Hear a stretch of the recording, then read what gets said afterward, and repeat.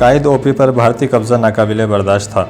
उससे पहले कि भारतीय बला फोलना में ताकत का तवाज़न अपने हक में करें, भारतीयों को सबक सिखाने के लिए हेडक्वार्टर ने बला फोलना के शुमाल मगरबी पहलू पर मौजूद भारतीय पोस्ट पर कब्जा करने की मनसूबाबंदी शुरू कर दी। नायब सूबेदार अता मोहम्मद और उनके साथियों की शहादत ने इस महाज पर सरगर्म जहाद हर मुजाहिद के दिल में बिजलियाँ भर दी।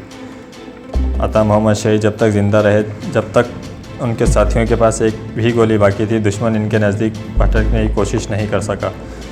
दुश्मन कायद ओपी तक तब पहुंच पाया जब वहां मुज़ाहमत बिल्कुल दम तोड़ चुकी थी और शाहीन कंपनी के 2 निहत्थे और जांबाज ज़ख्मी अपनी जानें बचाकर निकल गए थे। उन शहादतों ने उनके साथियों का खून गरमा दिया था और इस गर्म खून के सामने सियाचिन ग्लेशियर की बर्फ़ भी पिघलने लगी थी। कायद ओपी की कोई बाकायदा पोस्ट नहीं थी, सिर्फ देखभाल के लिए एक चौकी बनाई गई थी। ऐसी पोस्टें दिफाई जंग की सलाहियत नहीं रखती। दुनिया भर में जंगी अपने ओपी बदलते रहते हैं क्योंकि ओपी पोस्टों को मुदाफ़ियाती जंगों के लिए तैयार नहीं किया जाता। वहाँ तो छुपकर दुश्मन की नकलो हरकत पर तवज्जो रखी जाती है। कायद ओपी को जाने के लिए मगरबी सिम से रास्ता नाकाबिले अबूर दुश्वारियों से अटा हुआ था। बर्फ़ानी खाइयाँ थी या फिर बर्फीली और पथरीली नोकदार चट्टानें थीं। इन खाइयों पर एक लम्हे के लिए भी पड़ने वाला गलत कदम मौत की आता गहराइयों तक ले जाता और चट्टानें नाकाबिले अबूर थी। सिर्फ बर्फ़ की एक अमूदी दीवार थी जिसका फासला पोस्ट से ओपी तक 50 गज़ था। उस 50 गज़ फासले को अबूर करना पुल सिरात अबूर करने के मुतरादिफ था। रस्से की मदद से यहाँ रास्ता बनाया गया था क्योंकि पाकिस्तानी सिम से इस तरफ कोई और रास्ता भी नहीं जाता था। इन रस्सों को जब भारतीयों ने दिन रात गोलाबारी करके जला दिया तो ओपी कायद भी पाकिस्तानी सिम से कट कर रह गई। नायब सूबेदार अता मोहम्मद और उनके साथी अगर हमले के आगाज़ से ही अपनी जानें बचाकर वापस आ जाते तो भी इन्हें कोई शिकस्त खुर्दा फ़ौज के सिपाही ना कहता, लेकिन इनकी गैरत ईमानी ने, इन नामसाइद हालात ने भी पुस्पाई की ज़िल्लत गवारा ना की और आखिरी सांस तक दुश्मन के ख़िलाफ़ लड़ते हुए बामुराद हुए। भारतीयों को इसके बरक्स बड़ी सहूलतें हासिल थी। भारतीय अपनी सिम से कायद ओपी तक बड़े महफूज रास्ते और ज़्यादा आसानी से पहुंच सकते थे क्योंकि उनकी सिम से कायद ओपी तक आने वाला रास्ता हमवार और कदरे आसान था। उस तरफ से चढ़ाई ज़्यादा दुश्वार भी नहीं थी। उसके बावजूद उन्होंने 50 से ज़्यादा नौजवानों की बलि देकर और सैकड़ों ज़ख्मी करवाने के बाद यहाँ तक पहुँचना मुमकिन हुआ था। पाकिस्तान की तरफ से पहले कायद ओपी पर ही दोबारा कब्ज़ा करने का मंसूबा बनाया गया, लेकिन नामुकम्मल अमल होने के सबब इस मंसूबे को ख़त्म करना पड़ा क्योंकि पाकिस्तानी सिम से एडवांस करने वाली फ़ौज के जवान हर लम्हा भारत की पोस्ट इंडिया 3 और बला फोलना के शुमाल मगरबी पहलुओं की पोस्टों की जद में रहती और बेपनाह जाली नुकसान के बाद भी यहाँ पहुँचना नामुमकिन था। मौसमी रुकावटें इसके अलावा थीं। यहाँ हर लम्हे मिजाज यार की तरह मौसम के तेवर बदलते रहते थे। अगर किसी भी लम्हे कुछ देर की तूफ़ानी हवाएं शुरू हो जाती तो हमले के लिए जाने वाले जवानों को ज़िंदा वापस लाना मसला बन जाता। तमाम जज़ियात पर गौर करने के बाद बला फोलना सेक्टर में 19,000 फीट की बुलंदी पर मौजूद भारत की इन पोस्टों पर कब्ज़ा का फ़ैसला किया गया जो सल्तोरो पहाड़ी सिलसिले की एक ऐसी चौकी पर बनाई गई थी जहाँ से इस पहाड़ी के चारों तरफ नज़र रखी जा सकती थी।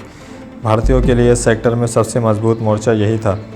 भारतीय चौकी भारत के दिफाई निज़ाम का एक अहम हिस्सा था। इस चौकी पर भारतीयों ने मजबूत बंकर बना रखे थे और एक चौकी का दूसरी चौकी से राब्ता कायम रखने के लिए खंदकें खोदी हुई थी। पाकिस्तानी यानी मगरबी सिम से इस तरफ रास्ता बड़ा मुश्किल और दुश्वार गुजार था। पहाड़ की सतह भी 4 से 5 फीट बर्फ़ की तह से जमी रहती थी। बला फोलना ग्लेशियर से इस चौकी तक तकरीबन 3,000 फीट की चढ़ाई थी। इस चढ़ाई को भारतीय तोपखाने की मौजूदगी में अबूर करना तकरीबन नामुमकिन था क्योंकि 3,000 फीट का एक इंच भारतीय तोपों की जद में था। इस सेक्टर में ताकत का तवाज़न बरकरार रखने के लिए एक पहलू पर मौजूद दुश्मन की इन पोस्टों पर कब्ज़ा ज़रूरी हो गया था। तमाम मुश्किलात के बावजूद पाकिस्तानी हाई कमान ने यहाँ कब्ज़े का तलेराना कदम उठाने का फ़ैसला किया। भारतीय पोस्टों तक 2 तरीके से पहुँचना मुमकिन था।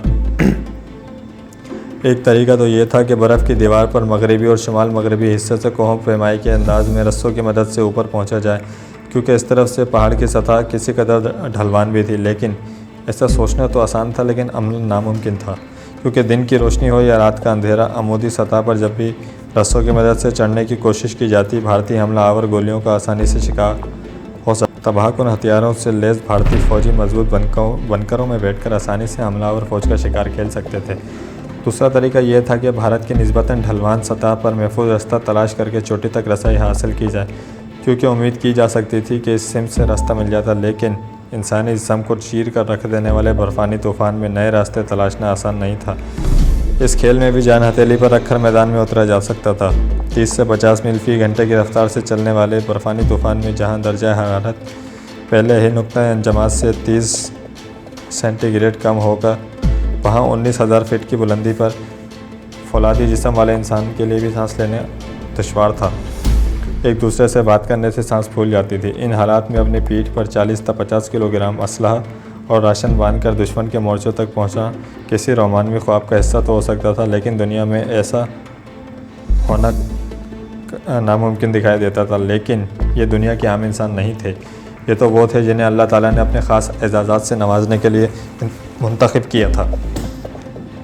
पाकिस्तानी फ़ौज की आला क़यादत इन तमाम दुश्वारियों के बावजूद दुश्वार गुजार पहाड़ी रास्तों के मुश्किलात को अबूर करके दुश्मन के मोर्चों को तबाह करने का अज़म कर लिया था। इन्हें दुश्मन को इस सदी का सबसे ख़तरनाक सरप्राइज़ देना था, अचानक और भरपूर हमला करना था। यही उनकी कामयाबी थी। यहाँ सिर्फ जिस्मानी क़ुव्वत ही काफ़ी नहीं थी, मुकम्मल और मजबूत ईमान की भी ज़रूरत थी। जुरात और शुजाअत की इन आला तरीन रिवायत के अमीन इन जाबाज़ों को अपने मकसद में पुख्ता यकीन और अल्लाह की ज़ात पर इनके एकान ने ही इन्हें बेहतरीन फ़ौज की बेहतरीन सिपाही बना दिया था। इन मर्दाने सिर्फ शकन ने दुनिया की नामुमकिन तारीख़ लिखनी थी, इस तारीख़ का हिस्सा बनना था और इस कौमों का फ़ख्र हुआ करती थी। 22 सितंबर की रात थी जब सदक़ फ़ज़ा के इन पैकरों की रियाज़तों और मुजाहिदों से इबारत है जो पाकिस्तान की सलामती के अमीन थे। उस रात अल्लाह की बेशुमार नेमतों का नज़ूल हुआ। उस रात पाकिस्तानी फ़ौज की आला क़यादत ने अल्लाह के हुज़ूर गिड़गिड़ा कर आज़ी करते हुए मदद कीजिए। जो दरख्वास्तें रवाना की थी इनको पजीराई मिल गई, अल्लाह की नुसरत आ गई।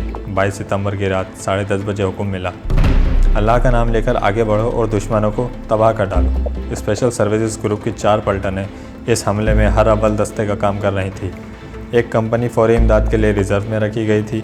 सप्लाई और इंतज़ाम फराम का वक्त दिक्कत तलब फरीज़ा नादरन लाइट इन्फेंट्री और सिंध रेजिमेंट ने अदा करना था। दोनों की जाँ फिशा।